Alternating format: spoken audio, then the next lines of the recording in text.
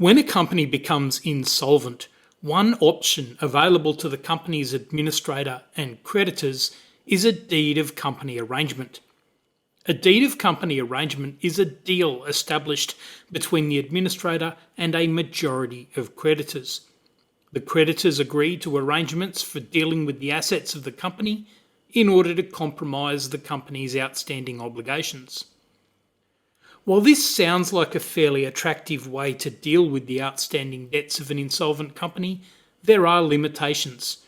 The Corporations Act sets out some boundaries on what a deed of company arrangements can include, and in addition, there is quite strong court oversight. These things are necessary because only a majority needs to agree to a deed of company arrangement. If that majority agrees, then all of the creditors are bound, so even those who did not agree with the deed of company arrangement might find their own claims and the debts they are owed compromised against their will.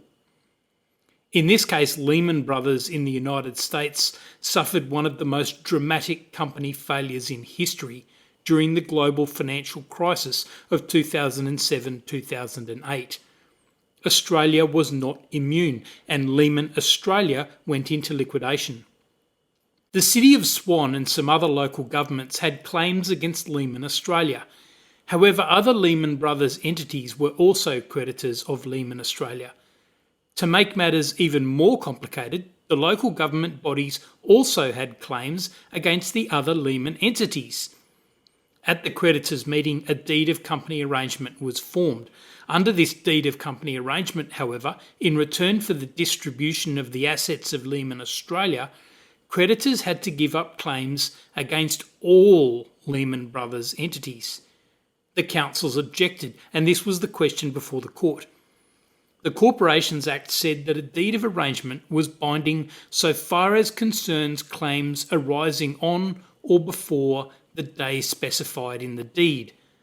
The question was whether those claims had to be claims against the liquidated entity. The councils said yes. Lehman said no. The court sided with the councils, simply saying that their submission should be accepted.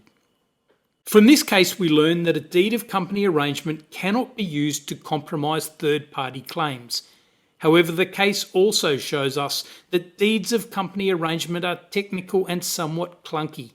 They have never found favour as a preferred way to administer an insolvent company.